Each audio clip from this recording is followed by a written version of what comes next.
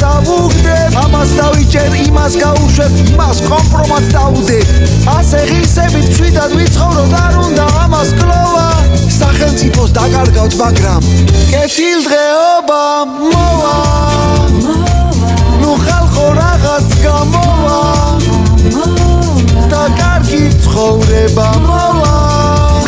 ხარება გომელაური ოცნებით ან ყველა მიდის და ქრება აბა ასეთ ვთისნიერ კაცს სააქცირებულთან რამე საქმება არც ევროპა და არც ამერიკა საქართველოს და რუსეთი მოვა მე გავუღიმებ დავეთქვი я так ждала тебя вова